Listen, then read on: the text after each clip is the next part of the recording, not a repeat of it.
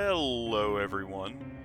I know I took a bit longer of a break since my last theory video, but I have been getting some stuff done in my real life and haven't had a chance to sit down and write this new theory until now.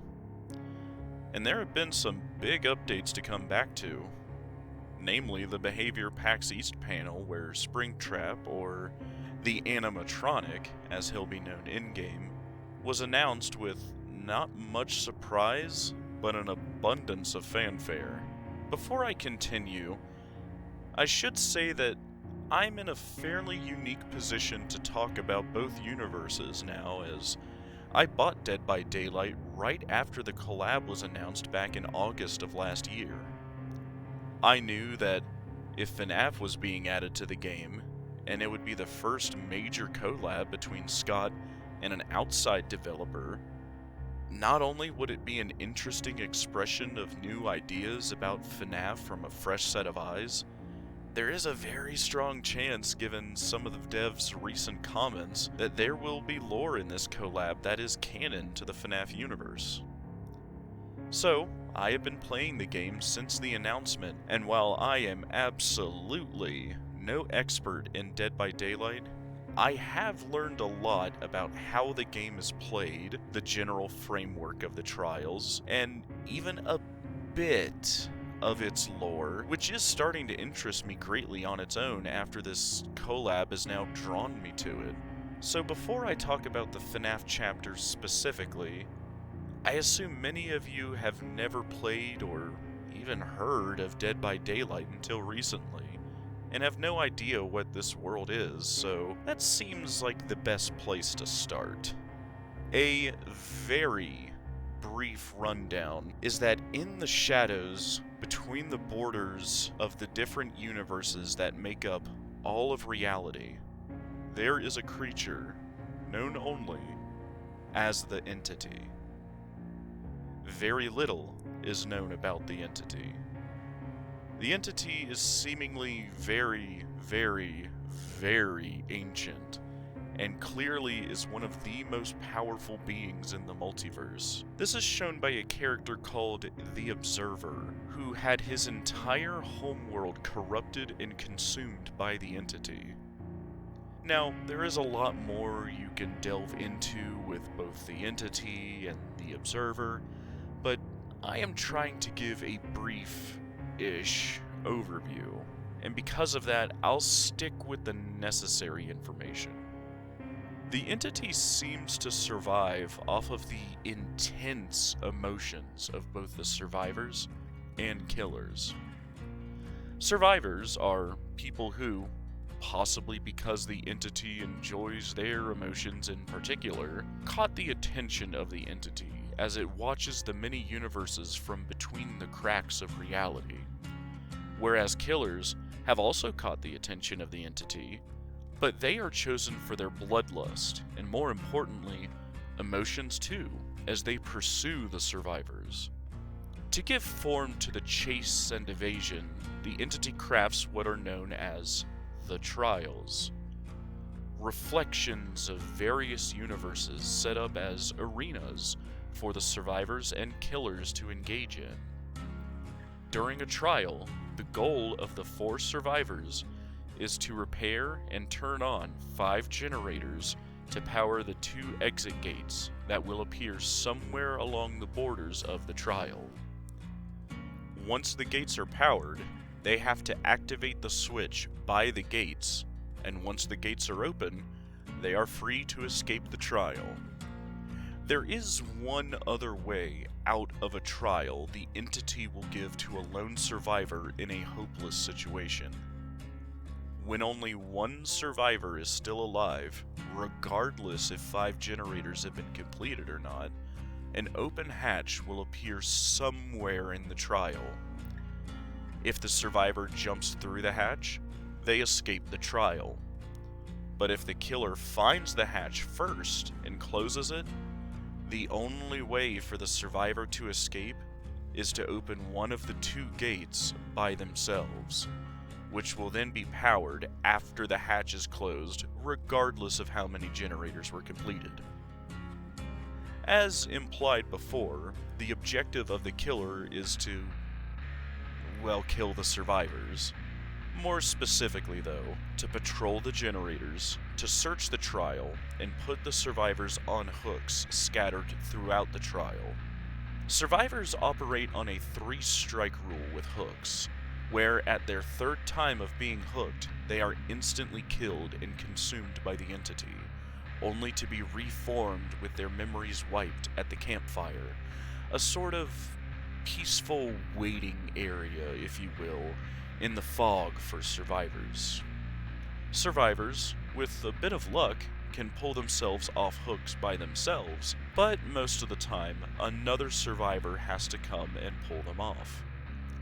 Killers can also, under specific circumstances, kill the survivors with their own hands. To delay the survivors, the killer patrols the generators and can even kick them to set back their repair. Survivors can use pallets and windows to escape a killer in a chase and hide in the environment or in lockers. That is as brief an explanation I can give on how the game works, but there are way too many fine details to get into for this video that I would encourage all of you to delve into.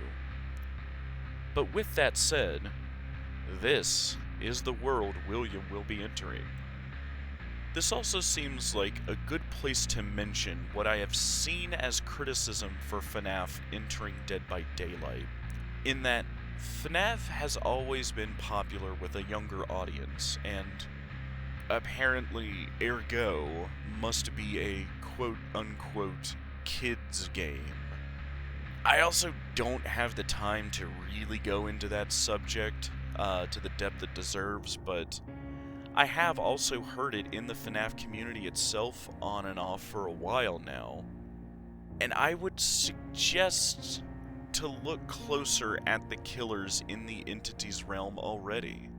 Look at Freddy Krueger, Michael Myers, Chucky, Ghostface, etc.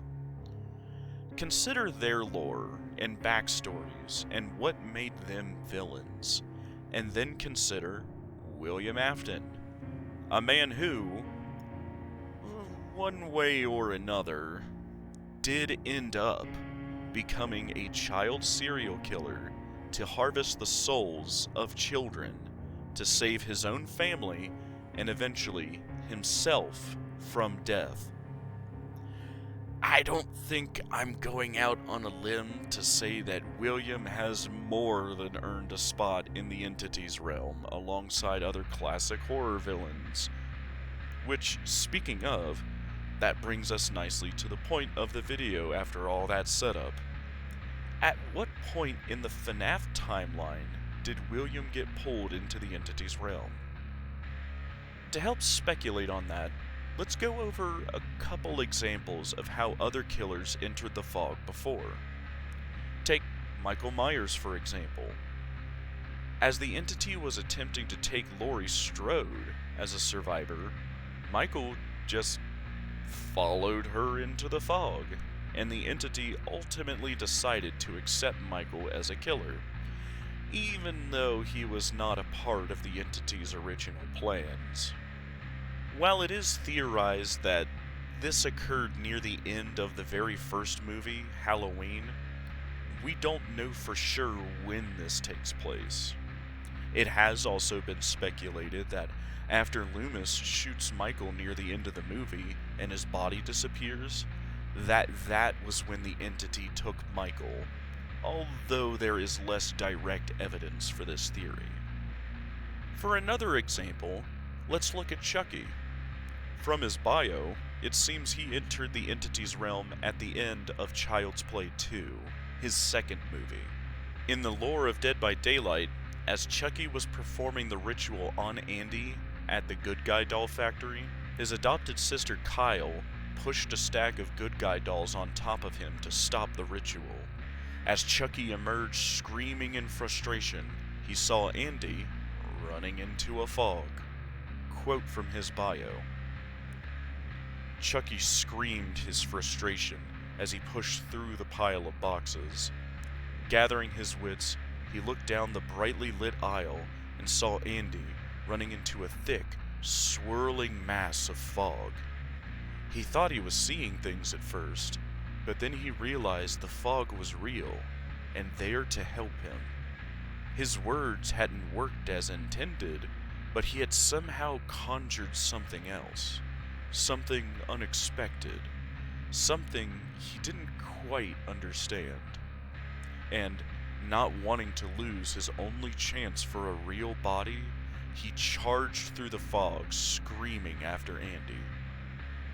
So, clearly, there are times killers come to the entity's realm unintentionally, others intentionally.